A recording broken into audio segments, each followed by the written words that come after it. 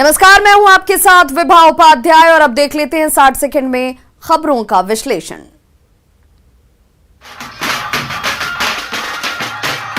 कतार में बच्चियां और महिलाएं, ये नजारा है झारखंड के धनबाद का, जहां सावन के मौके पर भक्तों ने गाने बजाने के साथ शिव जी की कलश यात्रा निकाली है। धनबाद की महिलाओं ने कुल 291 कलश के साथ शिवलिंग पर जलाभिषेक का आरंभ किया।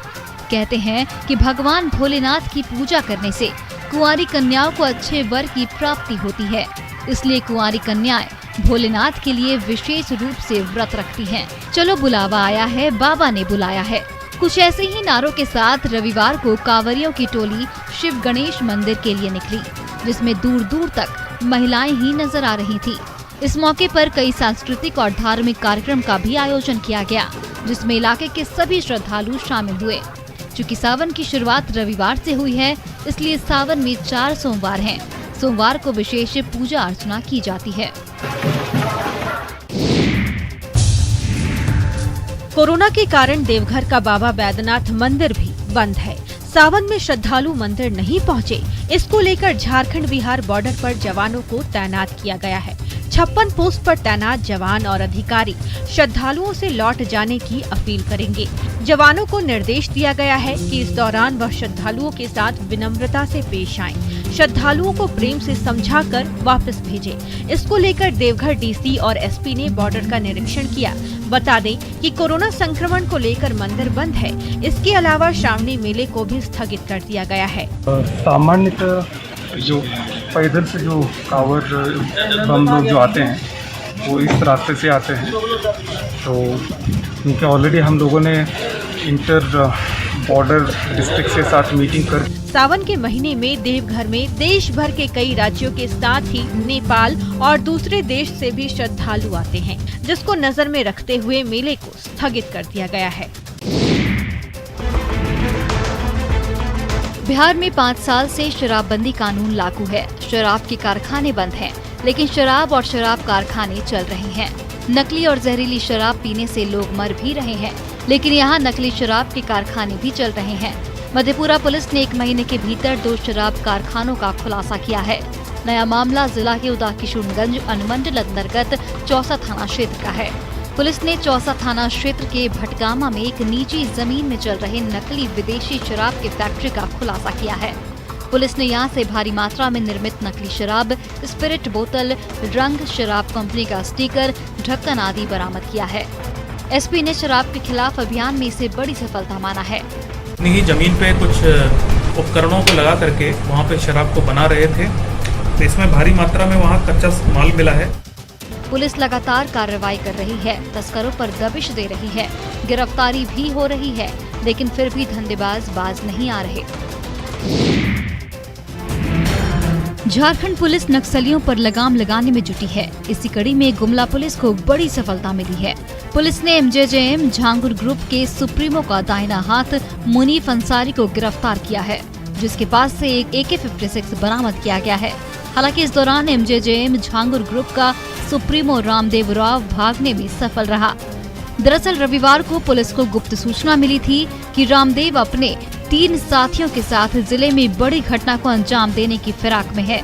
इसी सूचना पर पुलिस ने घाघरा पेट्रोल पंप के पास मोर्चा संभाल लिया और जैसे ही कार मौके पर पहुंची, पुलिस ने घेराबंदी कर दी। हालांकि इस दौरान रामदेव समेत 3 उग्रवादी भागने में सफल रहे, लेकिन मुनीफ अंसारी को पुलिस ने धर दबोचा। पुलिस मुनीफ से पूछताछ में जुटी है ताकि बाकी लोगों के बारे में जानकारी जुटाई जा सके। हाल के दिनों में पुलिस के लिए अंसारी की गिरफ्तारी बड़ी सफलता मानी जा रही है। जमाना कितना भी मॉडर्न हो जाए, कुछ लोग पुराने ख्यालों में ही जी रहे हैं। इसका ताजा उदाहरण देखने को मिला है सुपौल में, जहां प्रेम प्रसंग से नाराज एक लड़की को जान से मारने की तैयारी थी, लेकिन लड़की किसी तरह भागने में सफल रही। लड़की को सुपौल पुलिस अपने साथ ले गई। दरअसल सुपौल के बसबिट्टी गांव की रहने वाली लड़की गांव के ही दूसरे वार्ड में रहने वाले लड़के से प्यार करती थी। लड़का फिलहाल दिल्ली में रहता है, लेकिन 2 दिन पहले गांव आया था। जानकारी मिलने के बाद परिजनों ने लड़की से फोन करवाकर लड़के को बुलवाया और घर में बांधकर पिटाई कर दी। हालांकि पुलिस को जानकारी मिलने के बाद लड़के को छुड़ाया गया। बाद में रात को लड़की के परिजनों ने हॉरर किलिंग का प्लान बनाया, लेकिन चकमा देकर लड़की फरार हो गई। 4 आदमी था तो 2 आदमी को मेरे पापा को बोला कि आप चले जाइए, तो हमको घरे पे शक हो गया था कि ये लोग हमको मारने के लिए ले जा रहा है, क्योंकि 10-11 बजे कहाँ ले जाएगा। फिलहाल पुलिस सभी पहलुओं पर जांच कर रही है। सिस्टम में बैठे लोग कितने लापरवाह हो सकते हैं, उसकी तस्दीक करती ये तस्वीर। सड़क किनारे अकेली बैठी ये लड़की बच्चों का भविष्य संवारती थी, लेकिन आज अपने भविष्य के बारे में इसे पता नहीं है। गोड्डा में सदर अस्पताल प्रशासन की लापरवाही से ये स्थिति बनी है। अस्पताल में भर्ती मानसिक रूप से बीमार लड़की आज अस्पताल से बाहर निकल गई। रविवार को काफी देर तक वो सड़क किनारे अकेली बैठी रही। हालांकि बाद में जब इसकी सूचना पुलिस को मिली तो फिर उसे सदर अस्पताल बुलाया गया। प्राइवेट स्कूल में शिक्षक रही प्रिया भगत की मानसिक स्थिति खराब हो गई। परिजनों ने भी सदर अस्पताल में भर्ती कराकर पल्ला झाड़ लिया। बाद में प्रिया भगत के हंगामा करने पर अस्पताल में एक महिला पुलिसकर्मी की तैनाती की गई थी, लेकिन बाद में उसे भी हटा दिया गया। भला हो कुछ लोगों ने सड़क किनारे बैठी प्रिया को देख लिया, नहीं तो अगर कहीं दूर निकल गई होती तो फिर तलाश करना भी मुश्किल होता।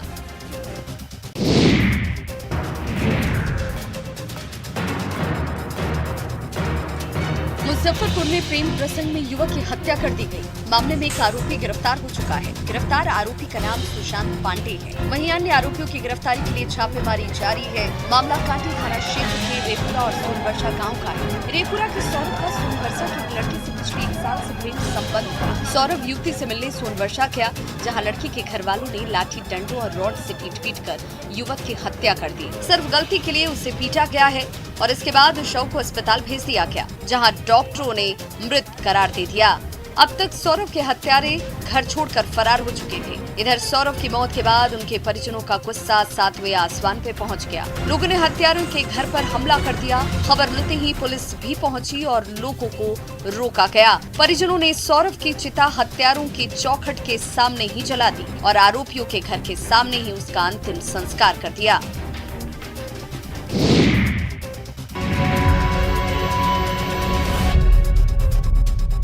न्याय के लिए कोर्ट और पुलिस है। लोग कानून हाथ में न लें, इसके लिए जागरूकता कार्यक्रम चलाए जा रहे हैं, लेकिन फिर भी कुछ लोग फैसला ऑन स्पॉट करना चाहते हैं। सुपौल में भी कुछ ऐसा ही हुआ, जहां के बरहरकुड़वा गांव के वार्ड संख्या 8 में ग्रामीणों ने एक बकरी चोर को हथियार के साथ पकड़ लिया और फिर उसे बांधकर जमकर पीटा गया। इस दौरान ग्रामीणों ने चोर का सिर मुड़वाकर कालिख पोत दी। सूचना मिलने के बाद मौके पर पहुंचे बकरी चोर के ससुर और उसके साथ आए एक शख्स को भी ग्रामीणों ने पकड़ लिया और उन दोनों का सिर मुड़वाकर पिटाई की गई। हालांकि त्रिवेणीगंज पुलिस ने ग्रामीणों के चंगुल से चोर को छुड़ा लिया, साथ ही आरोपी के पास से देसी कट्टा भी बरामद किया।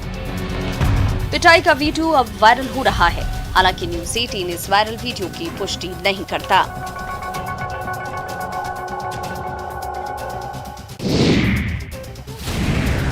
हजारीबाग में भी मारपीट की घटना सामने आई, वो भी सरकारी कर्मी के साथ। टाटी झरिया प्रखंड में शनिवार को बिजली विभाग के जूनियर इंजीनियर के साथ 2 बिजली कर्मियों की लोगों ने जमकर पिटाई कर दी। इचाक थाना के झरपो सूर्य मंदिर के पास की घटना है। इस पिटाई में जूनियर इंजीनियर अमित कुमार शर्मा के साथ कर्मचारी प्रकाश कुमार और शंकर कुमार घायल हो गए। पिटाई का वीडियो सोशल मीडिया पर वायरल हो रहा है।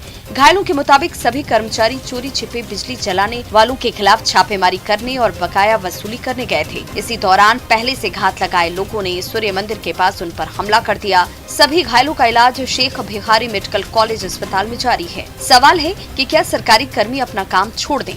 राजस्व की चोरी करने वाले लोगों पर कार्रवाई नहीं हो। जरूरत है कि ऐसे लोगों पर कड़ी कार्रवाई हो, ताकि आगे से कोई भी सरकारी काम में बाधा न पहुंचा सके।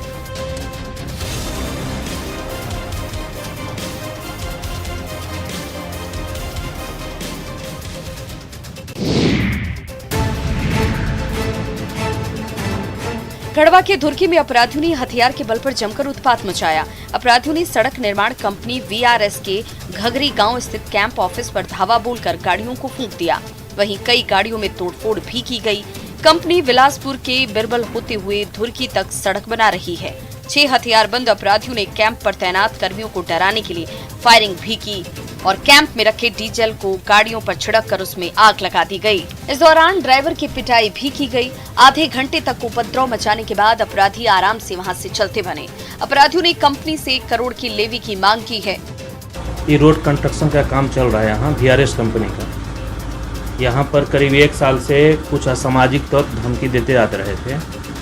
उसके बाद फिर करीब 2-3 महीना पहले डिमांड किया परसेंटेज का। कंपनी के मुताबिक अपराधियों के हमले में करीब 2 करोड़ की संपत्ति का नुकसान हुआ है। इधर पुलिस पूरे मामले की जांच में जुट गई है।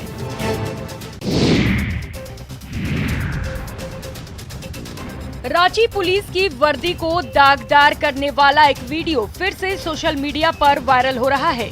वीडियो में दिख रहा है कि PCR 29 के पुलिसकर्मी मवेशी से लदे वाहन से वसूली कर रहे हैं। इधर ट्रक ड्राइवर ने आरोप लगाया है कि PCR का रेट फिक्स है, हर फेरे में 300 रुपए देना ही पड़ता है। वीडियो को गंभीरता से लेते हुए रांची SSP ने मामले की जांच की जिम्मेदारी DSP हेडक्वार्टर को सौंप दी है। वहीं मामले में SSP ने कहा कि रिपोर्ट के आधार पर कार्रवाई की जाएगी। अगर रिपोर्ट सही आती है तो PCR 29 में मौजूद पुलिस कर्मियों पर कार्रवाई होगी। जो पदाधिकारी हैं उनको कहा कि इमीडिएटली आप इस पर रिपोर्ट करें और रिपोर्ट आने के उपरांत जो कठोर से कठोर कार्रवाई होगी निश्चित रूप से होगी। सवाल है कि जिस पर सुरक्षा की जिम्मेदारी है, जब वही लोग गलत काम करेंगे तो फिर कानून की रक्षा कौन करेगा? फिलहाल इंतजार है जांच रिपोर्ट का। झारखंड सरकार ने बालू उठान एवं आपूर्ति के मामले में नेशनल ग्रीन ट्रिब्यूनल के आदेश को रोक लगा दिया है, जिसके तहत 15 अक्टूबर तक बालू के खनन पर रोक लगा दी गई है। इस संबंध में खान एवं भूतत्व विभाग ने सभी जिलों के उपायुक्त को निर्देश दिया है ताकि बालू का अवैध उत्खनन रोका जा सके। लेकिन कई जगहों पर सरकार और NGT के निर्देशों की अवहेलना की जा रही है। ऐसे में कार्रवाई भी जारी है। राजमहल में SDO ने राधानगर थाना क्षेत्र के उधवा चौक पर छापेमारी की। छापेमारी से बालू माफिया के बीच हड़कंप मच गया। SDO ने बालू से लदे 7 ट्रैक्टर और 2 ट्रक को भी जब्त कर थाने के हवाले कर दिया। छापेमारी से डरकर 20 ट्रैक्टर चालक NH 80 पर बालू गिराकर भाग निकले। मैंने कई गाड़ियों को यहाँ पर पकड़ के थाने में डाला है। लगभग 12 गाड़ी के आसपास है ये गाड़ी। NGT की रोक के बावजूद बेधड़क अवैध खनन जारी है। ट्रैक्टर और ट्रक से बालू का उठाव हो रहा है। कार्रवाई के बाद माना जा रहा है कि इसमें कमी आएगी। गया में पिछले दिनों ईसाई धर्म अपनाने वाले महादलितों में करीब 30 लोगों ने घर वापसी कर ली है। हिंदू जागरण मंच की पहल पर नैली पंचायत के दुबहल गांव के महादलितों ने फिर से हिंदू धर्म अपनाते हुए शपथ ली है कि वे अब हिंदू संस्कृति से ही जुड़े रहेंगे। हिंदू जागरण मंच ने इन लोगों को भगवा वस्त्र, हनुमान चालीसा और लॉकेट देकर सम्मानित किया। साथ ही महिलाओं को साड़ी देकर सम्मानित किया गया। संस्था से जुड़े लोगों ने कहा कि अंधविश्वास का जाल फैलाकर और लालच देकर भोले भाले लोगों का धर्म परिवर्तन कराया जा रहा है, जिसे रोकने के लिए लगातार जागरूक किया जा रहा है। मौजूद जिन्होंने धर्म परिवर्तन किया था उन्होंने यह शपथ लिया है कि आगे से वो ईसाई धर्म नहीं मानेंगे। स्थानीय लोगों की माने तो लालच देकर और पैसे के बल पर गरीबों का धर्म परिवर्तन कराया जा रहा है, जिसमें कई स्थानीय लोग भी शामिल हैं।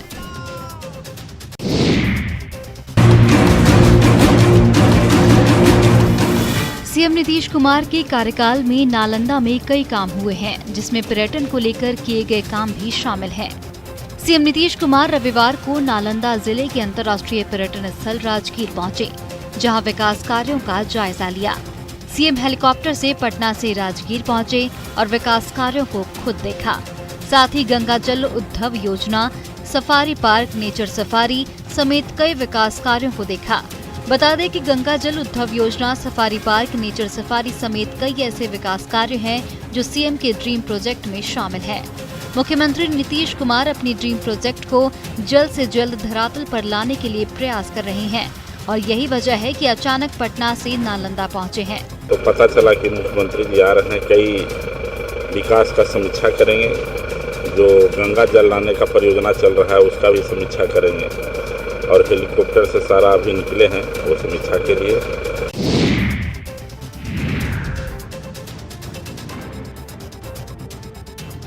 हिमाचल प्रदेश के किन्नौर में रविवार को बड़ा हादसा हो गया। यहाँ के सांगला चितकुल रोड पर भूस्खलन के बाद चट्टानें चलते टेम्पो ट्रेवल वाहन पर गिर गई। इस हादसे में 9 लोगों की मौत हो गई, वहीं 4 लोग जख्मी हैं। बताया जा रहा है कि हादसा रविवार दोपहर 1:30 बजे हुआ। सांगला चितकुल रोड पर बटसरी के पास चट्टानें गिरी। इसकी चपेट में सांगला की ओर से आ रहा टेम्पो ट्रेवल भी आ गया, जिसमें 11 लोग सवार थे।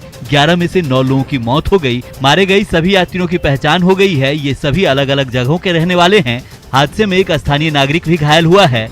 सड़क पर शनिवार 24 जुलाई से ही लैंडस्लाइड जारी है। चट्टानों की चपेट में बटसेली पुल आ गया है। सेब के बाग और मकानों को भी नुकसान पहुंचा है। मौके पर पुलिस की टीम मौजूद है। रेस्क्यू अभियान जारी है। तस्वीरें देखकर अंदाजा लगाया जा सकता है कि यहाँ के हालात कैसे हैं। माना जा रहा है कि मलबे के नीचे अभी भी कई गाड़ियां हो सकती हैं।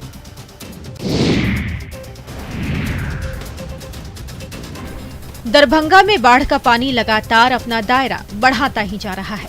भरौल गांव के पास बाईपास रोड से जोड़ने वाली सड़क पर बाढ़ का पानी चढ़ जाने के कारण इलाके के लोगों की परेशानी बढ़ गई है। मुख्यमंत्री ग्राम संपर्क योजना के तहत लाखों रुपए से बनी सड़क अब किसी स्विमिंग पूल से कम नजर नहीं आ रही। सड़क संपर्क भंग होने से करीब 5 से 7 पंचायत के हजारों लोगों की परेशानी बढ़ गई है। गाँव के लोगों के लिए अब नाव ही एकमात्र सहारा है। पंचायत से 7 गांव का ये रास्ता है। आदमी को दिक्कत है इस रोड से बहुत। दरभंगा पॉलिटेक्निक कॉलेज परिसर में बरसात का पानी भर गया है। छात्र हाथ में जूता लेकर क्लास करने आते हैं। जिस हाथ में कॉपी कलम होनी चाहिए वो हाथ जूता उठा रहा है। छात्रों का कहना है कि लॉकडाउन के कारण लंबे समय तक उनकी पढ़ाई नहीं हो पाई। जब कॉलेज खुला तो जल जमाव से पढ़ाई बाधित हो रही है।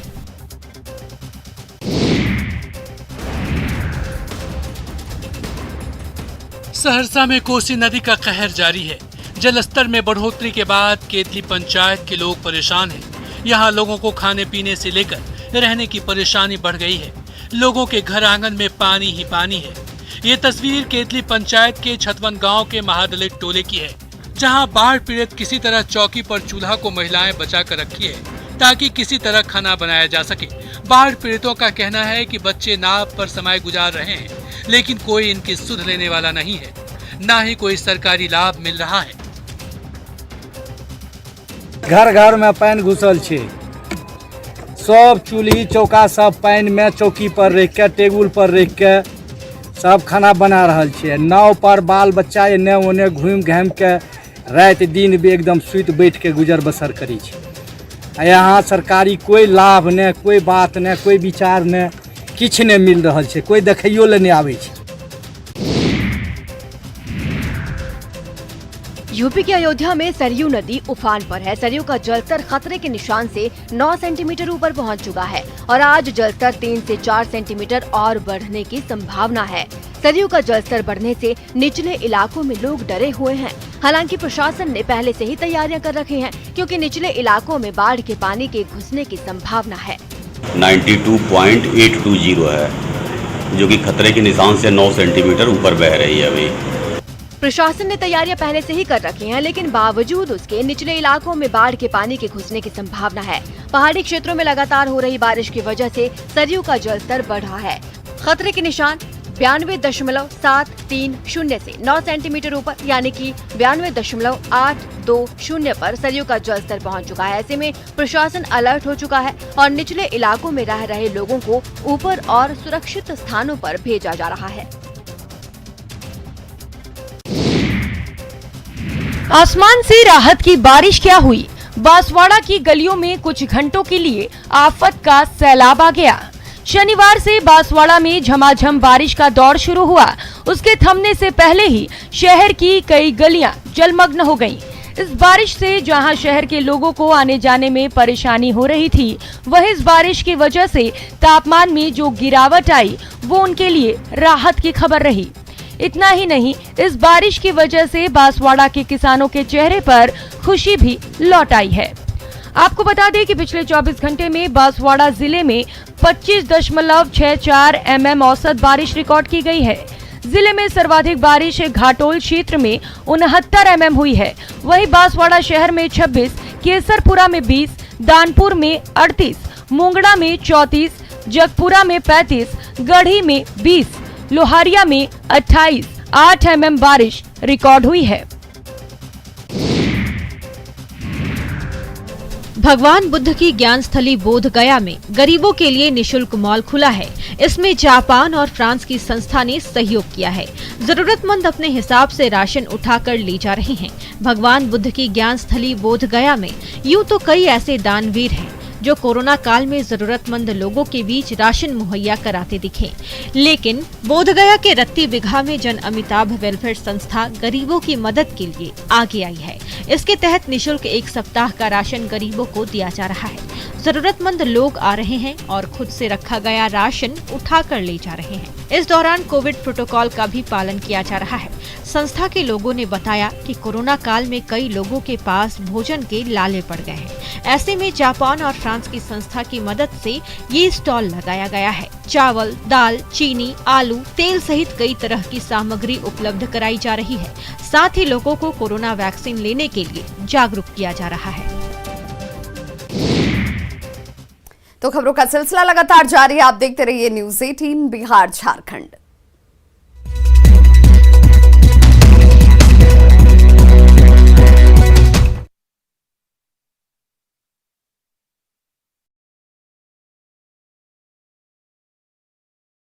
से ज्यादा कीमत पर बालू बिक्री की शिकायत के लिए खान एवं भूतत्व विभाग ने जिलों के संपर्क पदाधिकारियों के नाम भी जारी किए हैं।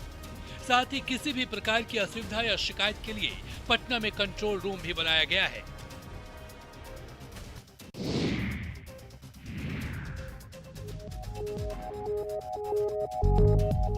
बांका में अवैध बालू खनन माफिया के खिलाफ प्रशासन ने शिकंजा कसना शुरू कर दिया है। जिला प्रशासन ने कार्रवाई करते हुए कई लाख के अवैध बालू समेत कई गाड़ियों को जब्त किया है। साथ ही काले कारोबारियों के खिलाफ मामला भी दर्ज किया है। दरअसल पिछले कुछ दिनों से बालू के काले खेल के खिलाफ कार्रवाई चल रही है और 2 दर्जन लोग ऐसे हम लोगों ने चिन्हित किया है जो कि बिल्कुल प्रोफेशनल डाइट से व्यवहार कर रहे हैं इस मामले में। तो उनके खिलाफ भी हम लोग 1 सप्ताह 10 दिन जो समय है हम लोग उस पर भी कार्रवाई करेंगे। इन लोगों के कंडक्ट को नियंत्रित करने के लिए हम लोगों ने जो प्रिवेंटिव मेजर सीआरपीसी के तहत होता है वो भी किया है। पुलिस के मुताबिक अब तक करीब 20 से अधिक ऐसे बालू माफिया की पहचान की गई है जो अकूत संपत्ति बनाए हुए हैं, जिनकी संपत्ति जब्त करने की कार्रवाई जल्द होगी।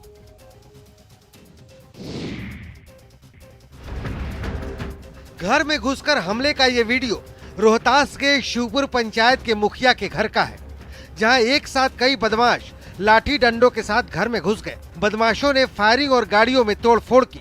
सीसीटीवी में कैद वीडियो में आप देख सकते हैं कि कैसे ये शख्स डंडों के सहारे तोड़फोड़ मचा रहा है। एक शख्स बाइक को गिरा देता है।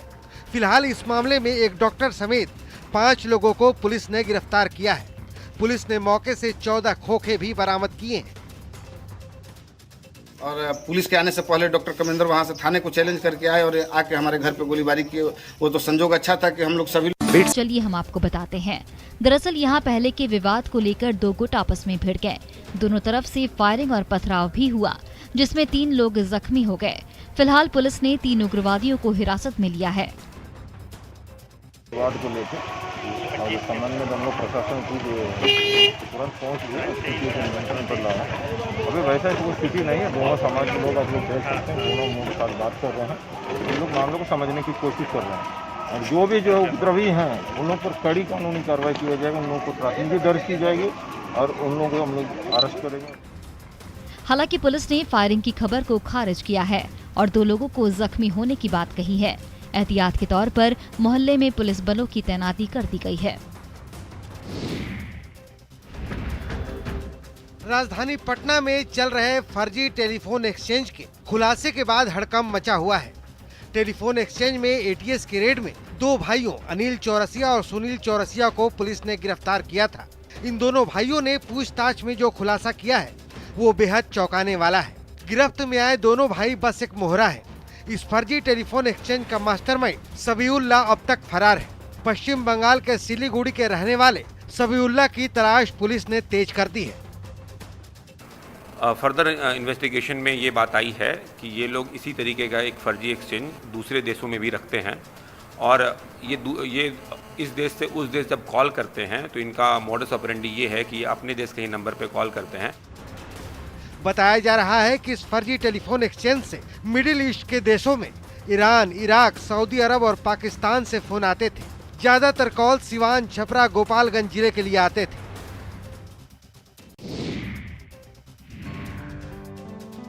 यह है पटना का हनुमान मंदिर, जहां कोरोना काल से पहले हर रोज हजारों लोग दर्शन के लिए पहुंचते थे, लेकिन इन दिनों एक विवाद की वजह से चर्चा में है।